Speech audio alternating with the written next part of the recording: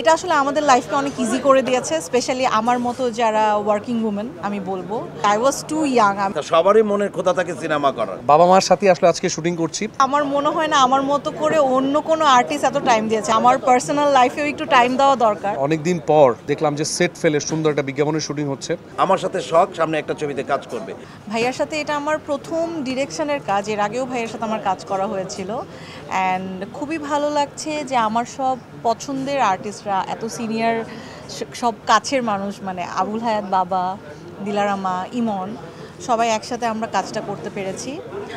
ছোঁয়া frozen fish নিয়ে আমি আসলে বলবো এটা আসলে আমাদের লাইফকে অনেক ইজি করে দিয়েছে, স্পেশালি আমার মতো যারা ওয়ার্কিং উমেন। আমি বলবো কাজও করছে, অ্যাট দ্য সেম টাইম ফ্যামিলিও ম্যানেজ করতে হয়। আমাদের আসলে অনেক বেশি হ্যাসেল হয়ে যায় বাসায় যে মাছ কেটে রান্নাবান্না করা বা আসলে মজা করে খাওয়া। সো আমার কাছে মনে হয় ছোঁয়া ফ্রোজেন ফিশটা থাকাতে আমাদের জন্য অনেক বেশি ইজি হয়েছে।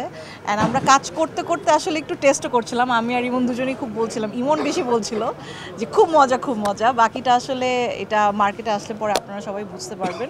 আমি একটা কাজ করেছি অলরেডি, যেটা আমি ডিসক্লোজ করতে চাচ্ছি না।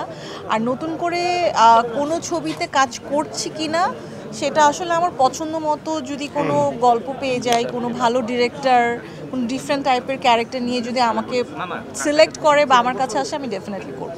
আমি আসলে যেই টাইমটা থেকে কাজ করেছি ওই টাইমটা থেকে আমার মনে হয় না আমার মতো করে অন্য কোনো আর্টিস্ট এত টাইম দিয়েছে। I was too young. আমি আসলে স্কুল লাইফ থেকে কাজ করছি।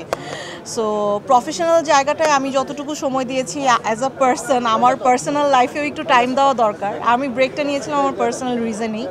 সো এখন যেহেতু আবার কাজ করছি, ডেফিনেটলি অনেক কাজ করছি, আপনারা সবাই দেখতে পাচ্ছেন, সামনেও ইনশাল্লাহ দেখতে পারবেন। আমাদের মধ্যে একটা আলোচনা চলতেছে, আমাদের মধ্যে একটা আলোচনা চলতেছে কাজ করার জন্য। আমাদের বেশ কয়েকটা, আপনারা জানেনই যে আমার একটা টিম কাজ করতেছে ফিল্ডে, সাইমন তারিক টিম, এবং এই টিমে অলরেডি 3টা ছবি সেন্সর হয়ে গেছে আর একটা রানিং শুটিং চলতেছে। আমরা ফিউচারে আরও যে ছবিগুলি বানাবো, এখানকার যে আর্টিস্টরা আছেন তা সবারই মনের খোদা থাকে সিনেমা করার, এবং ওনাদের প্রত্যেকজনের সাথেই আমার একটা ভালো কেমিস্ট্রি আছে, এবং ইনশাল্লাহ আমার সাথে শখ সামনে একটা ছবিতে কাজ করবে, এতটুকু বলতে পারি।